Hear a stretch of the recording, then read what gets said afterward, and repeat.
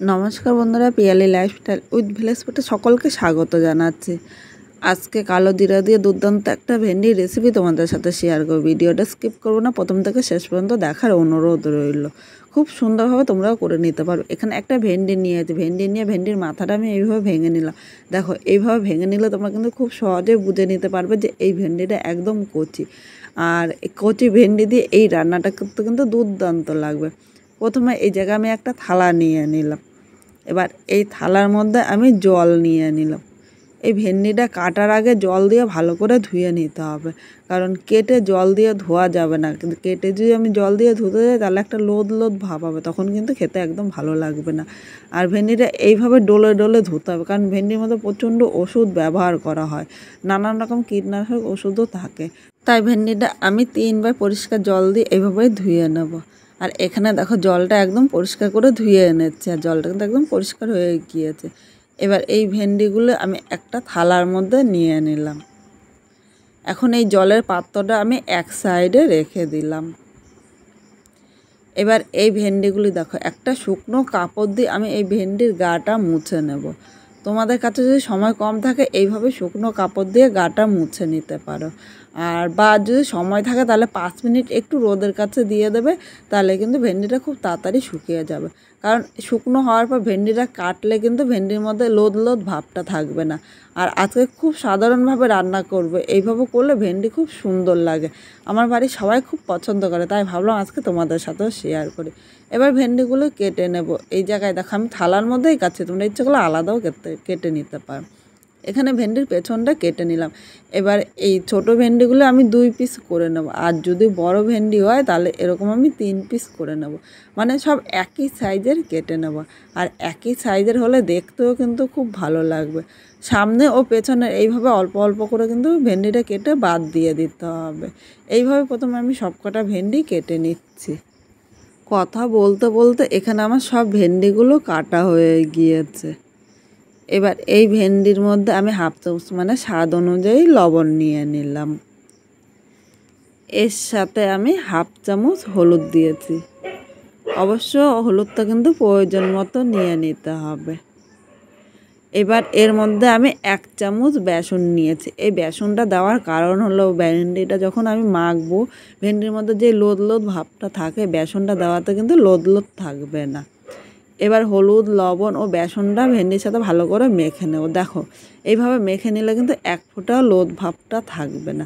আর এই জায়গায় ইচ্ছে করলে তোমরা কালারের জন্য একটু লাল লঙ্কার গুঁড়োও দিতে পারো, কিন্তু আমি এই জায়গায় লাল লঙ্কার গুঁড়োটা আজকে স্কিপ করেছি। সব কিছু ভালো করে মেখে নিয়েছি। এবার এটা আমি এক সাইডে 2 থেকে 3 মিনিট রেখে দেবো। এদিকে একটা কড়াই বসিয়ে দিয়েছি, কড়াইয়ের মধ্যে আমি কালো জিরা নিয়ে নিলাম। এবার কালো জিরাটা হালকা লাল করে ভেজে নেব, মানে 1 থেকে 2 মিনিট ভাজবো, খুব বেশি ভাজবো না, কিন্তু খুব বেশি ভাজলে ভালো লাগবে না। এখানে কালো জিরাটা গরম হয়ে গিয়েছে, এবার আর বেশি ভাজবো না। এবার কালো জিরাটা আমি তুলে নিলাম। এবার কালো জিরাটা কিন্তু একটু ঠান্ডা করে নিতে হবে। এদিকে কড়াইতে আমি আবার সর্ষের তেল দিয়ে দিলাম। এবার তেলটা আমি গরম করে নেব। দেখো, খুব বেশি কিন্তু তেল দেবো না, অল্প তেল মশলায় কিন্তু তোমাদের সাথে রান্নাটা শেয়ার করব।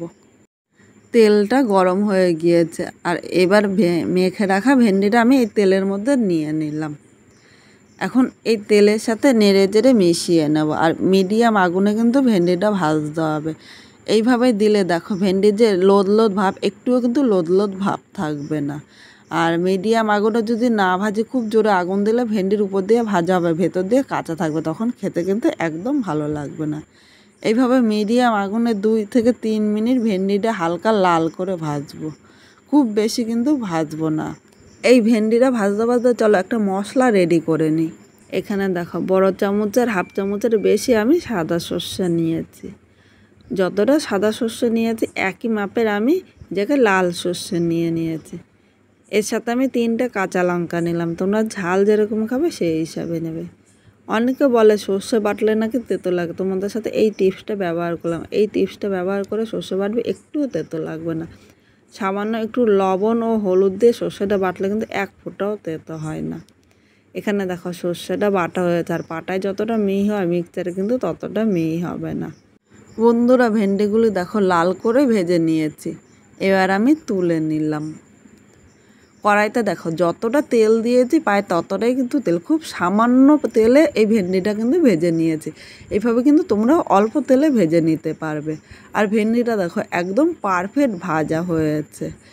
এবার এখানে কিন্তু আমি আর তেল দেবো না, এই তেলেই পুরো রান্নাটা করব। হাফ চামচ কালো জিরে নিয়েছি, এবার কালো জিরেটা আমি 1 সেকেন্ড ভেজে নেব। কালো জিরাটা 1 সেকেন্ড ভেজে নিয়েছি। এবার এখানে যে সর্ষেটা আমি বেটে রেখেছিলাম সর্ষে বাটাটা নিয়ে নিলাম। বাটিতে অল্প সর্ষে বাটা লেগেছিলো তাই বাটিটা ধুয়ে সামান্য জল নিয়ে নিলাম। এখন এই সর্ষে বাটার সাথে জলটা ভালো করে নেড়ে চেড়ে মিশিয়ে নেব। মিডিয়াম আগুনে 1 মিনিট আমি কষিয়ে নেব। খুব বেশি কিন্তু কষাবো না, কারণ খুব বেশি কষালে সর্ষেটা তেতো লাগে, তখন কিন্তু খেতে ভালো লাগে না।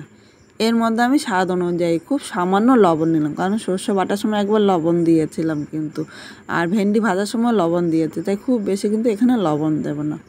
প্রয়োজন মতো হলুদ নিয়ে নিলাম। এখন হলুদ ও লবণটা এর সাথে নেড়ে তেড়ে মিশিয়ে আর 1 মিনিট কষিয়ে নেব, তাহলে হলুদের আর কাঁচা গন্ধ থাকবে না। এখানে 1 মিনিট কষানো হয়ে গিয়েছে, এর থেকে বেশি কিন্তু আমি আর কষাবো না। এবার এই জায়গায় ভেজে রাখা ভেন্ডিগুলো আমি নিয়ে নিলাম। ভেন্ডিটা এই মশলার সাথে নেড়ে চেড়ে মিশিয়ে আর 1 থেকে 2 মিনিট কষিয়ে নেব। আর এখানে কিন্তু আমি জল দেবো না, আজকে জল ছাড়াই রান্না করব।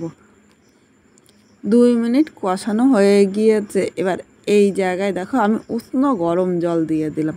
অবশ্য তোমরা চেষ্টা করবে উষ্ণ গরম জল দিতে। উষ্ণ গরম জল দিলে ভেন্ডিটা তাড়াতাড়ি সেদ্ধ হবে আর খেতেও ভালো লাগবে। ঠান্ডা জল দিলে ঝোলটা দেরিতে ফুটবে আর ভেন্ডিটা কিন্তু শক্ত থাকবে, তখন খেতে একদম ভালো লাগবে না। এবার নেড়ে চেড়ে মিশিয়ে নিয়েছি। এবার আমি ঝোলটা ভালো করে ফুটিয়ে নেব। এর মধ্যে 2টো কাঁচা লঙ্কা নিয়ে নিলাম। তোমরা ঝাল যেরকম খাবে সেই হিসাবে নেবে। একটু ঝাল হলে খেতে কিন্তু দুর্দান্ত লাগে। এইভাবে মিডিয়াম আগুনে আরও 2 মিনিট আমি রান্না করে নেব।